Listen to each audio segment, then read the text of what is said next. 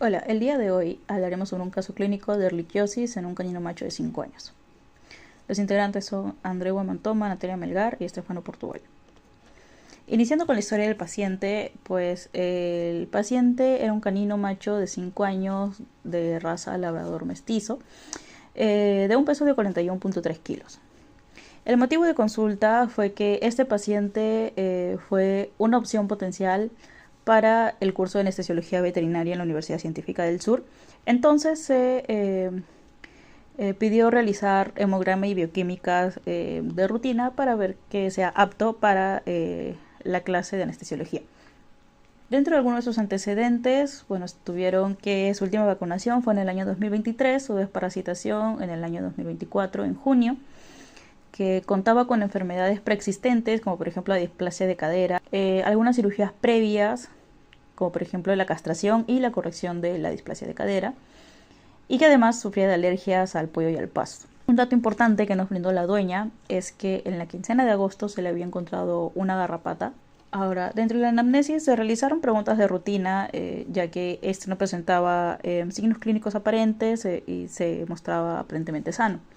Entonces, dentro de la anamnesis, la información que obtuvimos es que presentaba un comportamiento normal, un apetito normal, no mostraba ningún signo clínico. eh, Se contó la presencia del parásito, en este caso de la garrapata, sus enfermedades previas, como la displasia de cadera y las cirugías a las que fue sometido. Además de otro dato importante, que es que se encontraba en una casa donde tenía un acceso ocasional al exterior, entonces tenía mayor contacto con parásitos externos. Al examen clínico se encontró una temperatura de 38.4 grados centígrados, una frecuencia cardíaca y respiratoria normal, un tiempo llenado capilar menor a 2 segundos, algo normal, con las mucosas rosadas, normales, y una condición corporal de 4 de 5, o sea, se encontraba un poquito subito de peso. Entonces, aparentemente, la mascota se encontraba sana, y por esto se le realizaron posteriormente los exámenes de hemograma y bioquímica inicialmente. Ahora vamos con las pruebas de diagnóstico de laboratorio solicitadas. Para abordar el caso clínico del paciente Sirius, se realizaron diversas pruebas diagnósticas a lo largo de su evolución.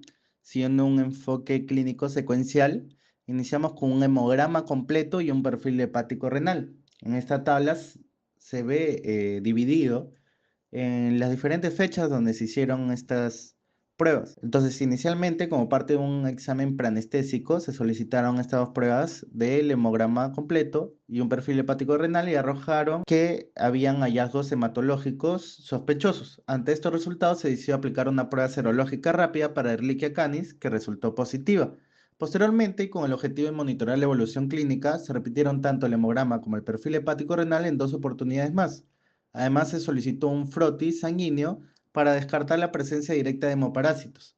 Aunque esto no arrojó hallazgos positivos, finalmente, en una etapa posterior del seguimiento, se realizaron por última vez un hemograma completo y un perfil bioquímico hepático renal y una prueba serológica tipo ELISA para Ehrlichia canis. Esto como parte del seguimiento del paciente tras el tratamiento. Con lo que respecta a resultados de laboratorio, en los primeros análisis se detectó una trombocitopenia marcada, una leve anemia y una monocitosis, lo cual ya sugería una posible infección vectorial. A nivel bioquímico se reportaron niveles muy bajos de BUM, que es el nitrógeno ureico en sangre, y discretas alteraciones en enzimas hepáticas tal como la LT y AST, lo que justificó repetir el perfil hepático renal en controles posteriores. En el siguiente control se evidenció linfocitosis y una trombocitopenia aún persistente con valores de ALT, que es una enzima hepática, por debajo del rango. Para ese momento, el cuadro hematológico no mostraba una recuperación completa. Días después, un nuevo hemograma reveló monocitosis más marcada y valores plaquetarios aún bajos. Bioquímicamente se registró un aumento de la fosfatasa alcalina que reforzaba la sospecha de inflamación hepática. Finalmente, se hicieron 3 pruebas, por consiguiente de que el frotis sanguíneo salió negativo. Esto no evidencia que no haya presencia del agente. Entonces, lo que se hizo es llevar a cabo una prueba serológica de ELISA, la cual dio negativo, y un perfil hepático renal y un hemograma completo. El hemograma completo lo que mostró que las plaquetas estaban aún bajas y los leucocitos ya estaban normales. En el perfil hepático dio que la elevación de transaminasas todavía se mantenía, lo cual sugiere que la recuperación del paciente todavía estaba en proceso. En el mes de septiembre del 2024 se puede observar los siguientes resultados. Se evidenció una anemia normocítica hipercrómica y variación del tamaño de los eritrocitos. A la vez, en la serie blanca se observó una monocitosis leve y a nivel de la serie plaquetaria se observó una trombocitopenia marcada, posiblemente causada por un agente infeccioso. En el caso del perfil hepático se puede observar que el boom o el nitrógeno úrico en sangre se observó en 0.41 teniendo un rango mínimo de 9.32. A la vez el ALT o la transaminasa pirúvica se encontraba en 18.13 teniendo como rango mínimo 19 unidades por litro. Se evidenció una anemia normocítica hipercrómica y variación del tamaño de los eritrocitos. A la vez, en la serie blanca se observó una monocitosis leve y a nivel de la serie plaquetaria se observó una trombocitopenia marcada, posiblemente causada por un agente infeccioso. En el caso del perfil hepático se puede observar que el boom o el nitrógeno úrico en sangre se observó en 0.41 teniendo un rango mínimo de 9.32. A la vez el ALT o la transaminasa pirúvica se encontraba en 18.13 teniendo como rango mínimo 19 unidades por litro. Un mes después, en octubre de 2024, se pudo evidenciar el aumento de la hemoglobina en sangre con un valor de 18.3. De igual manera, una hipercromasia posiblemente causada por artefactos. La evidencia de una variación en el tamaño de los eritrocitos, en el caso de la serie blanca, una monocitosis y una linfopenia moderada, indicando una posible inflamación aguda o un leucograma de estrés. En el caso de la serie plaquetaria, se puede evidenciar una trombocitopenia moderada y se puede observar que el ALT en el perfil hepático se encontraba en 18.13 y teniendo como rango mínimo 18. Eh, Sin mencionar que no se encontró alguna alteración en este rango. En el mes de noviembre se pudo evidenciar que en el hemograma se encontró un ligero aumento de hemoglobina en sangre, una ligera presencia de hipercromasia, posiblemente por causa de artefactos. Se evidenció una variación en el tamaño de los eritrocitos. Se pudo seguir observando una marcada monocitosis y una, de igual manera, moderada linfopenia, indicando una inflamación aguda. En el caso de las plaquetas, en las serie plaquetarias se puede observar una trombocitopenia con menor cantidad que el mes de octubre. Y por último, el último análisis que se le hizo en enero de 2025, se puede observar ligero aumento de la hemoglobina en sangre. También se evidenció el aumento de la cantidad de eritrocitos por microlitro de sangre, junto con el aumento del hematocrito, siendo de 50.3, posiblemente causado por el aumento de eritrocitos en sangre. De igual manera se puede observar la variación de tamaño que se viene reportando desde octubre. En la serie blanca se sigue observando una marcada monocitosis y una marcada linfopenia. A nivel de las plaquetas se puede observar una trombocitopenia marcada acompañada de una leve alteración en el ancho de distribución plaquetaria o PDW, que puede ser causado por una baja producción de plaquetas o presencia de agregados plaquetarios. En el caso del perfil hepático, se puede observar que el AST de la transaminasa oxalacética se encontraba en un rango inferior con 18.13. siendo este ligeramente bajo, pero sin presentar alguna alteración a nivel sistémico, y a la vez el AST es inespecífico, sin otro biomarcador. En el caso de los diagnósticos presuntivos clínicos, vamos a tener a 3 agentes sospechosos, que en este caso sería la Ehrlichia, Anaplasma y Babesia. En el caso del la Ehrlichia, que causa la ehrlichiosis, vamos a tener una trombocitopenia, leucopenia, anemia no regenerativa, normocítica, normocrómica, incremento de las enzimas hepáticas, hiperproteinemia, hipoalbuminemia. En el caso de la anaplasmosis, vamos a tener una trombocitopenia leve a moderada, leucopenia, neutrofilia, hipoalbuminemia, aumento de la LT y aumento de la fosfatasa alcalina. Y en el caso de la babesia vamos a tener una anemia hemolítica, hemoglobinuria, bilirrubinemia y bilirrubinuria y trombocitopenia. Y al costado podemos observar los signos clínicos que se deberían de presentar en estos pacientes con estas enfermedades. En el caso del diagnóstico definitivo, se utilizó el kit AB Test Kit de Bionet, específicamente para el diagnóstico de Ehrlichia, lo cual salió positivo en el mes de octubre. Una vez que se obtuvo el resultado positivo a Ehrlichia canis, se estableció un plan terapéutico específico para el paciente con el objetivo de poder eliminar el agente patógeno y controlar los signos clínicos hematológicos. Durante el primer tratamiento se inició con doxiciclina 200 miligramos, que es un antibiótico de elección para la ehrlichiosis. Este se le administró como una tableta y media diaria por 30 días. Esto debido a que la doxiciclina actúa inhibiendo la síntesis proteica bacteriana y es altamente efectiva en la fase aguda de la ehrlichiosis. Como una terapia de soporte, se le incluyó el uso de Triepat jarabe, que es un hepatoprotector que contiene silimarina, cinarina, vitaminas del complejo B y otros compuestos antioxidantes. Se le administró 3 mililitros por vía oral 2 veces al día, en la mañana y en la noche, durante 30 días, a fin de poder proteger al hígado del efecto prolongado del antibiótico, poder mejorar el metabolismo hepático y favorecer la regeneración celular. Y finalmente se utilizó la prednisona, que es un corticosteroide que se administró en dosis de una tableta diaria durante 10 días. Este medicamento se empleó en una fase corta para poder modular una posible respuesta inmune exacerbada que pudiera estar contribuyendo a lo que era la destrucción de las plaquetas, algo que pasa típicamente en la ehrlichiosis monocítica canina. Todos estos medicamentos fueron administrados con el estómago lleno a fin de poder mejorar su absorción y evitar efectos secundarios gastrointestinales, especialmente con la doxiciclina, ya que puede causar náuseas o esofagitis si es que se da en ayunas o sin agua suficiente.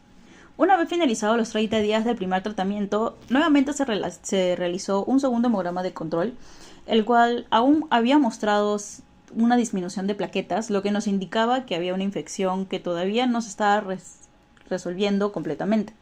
Entonces, por ello se indicó un segundo tratamiento, pero en este caso más corto, por lo que se seguía brindando doxiciclina de 200 miligramos, igualmente de una pastilla y media diaria, pero esta vez por 15 días. Y además el tratamiento de soporte, que es el Triepat jarabe, que también se me obtuvo los 3 mililitros 2 veces al día durante los mismos 15 días.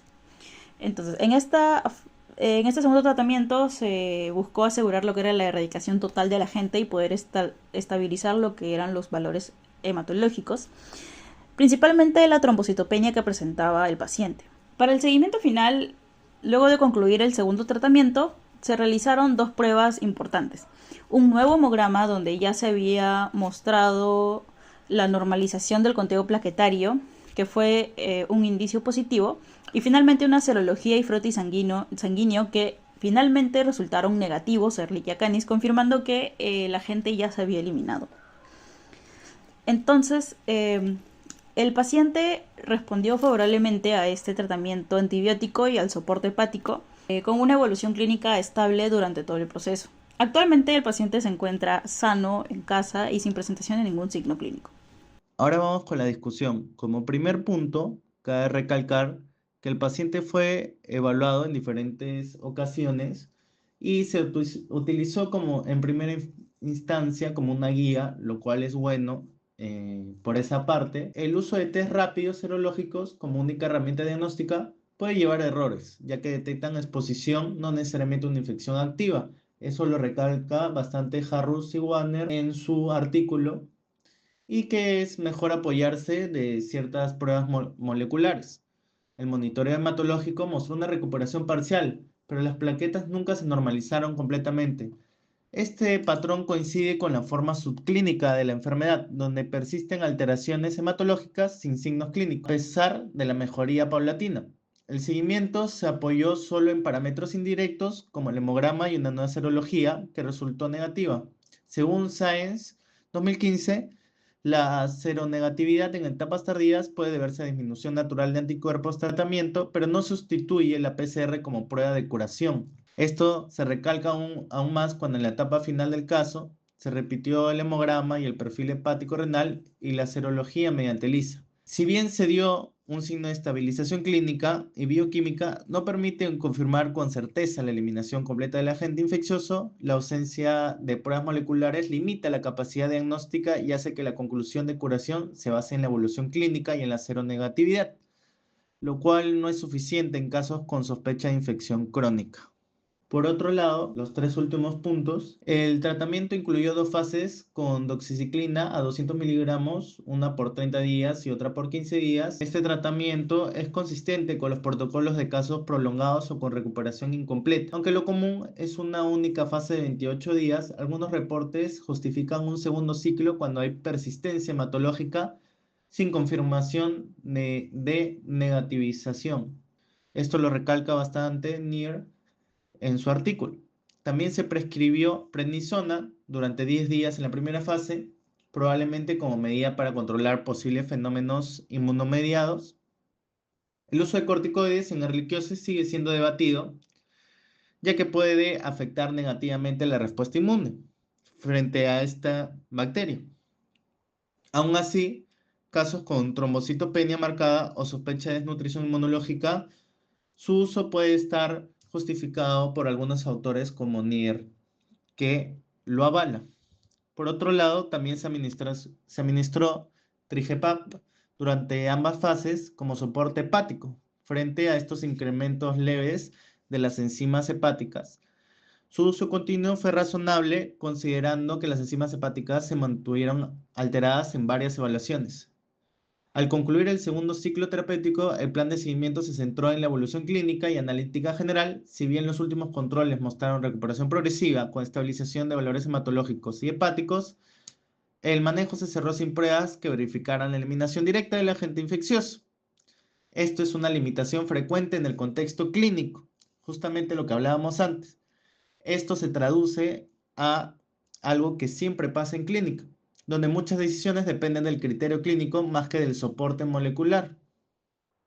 Esto tanto por el presupuesto del dueño o por diferentes variables dentro de la clínica, ¿no? En conclusión, vamos a tener que el manejo del caso fue inicialmente adecuado al considerar hallazgos hematológicos compatibles con erliquiosis y utilizar pruebas serológicas rápidas para orientar el tratamiento. Sin embargo, se resalta que no se utilizó pruebas moleculares, lo que limita la precisión a un diagnóstico más exacto y la evaluación a una mejor respuesta terapéutica y farmacológica. La presencia de alteraciones hematológicas, especialmente la trombocitopenia y la negatividad serológica, en este caso la prueba negativa en el último examen que se le realizó, en fases posteriores no son suficientes para confirmar la eliminación del agente infeccioso, particularmente ante la posibilidad de una infección crónica.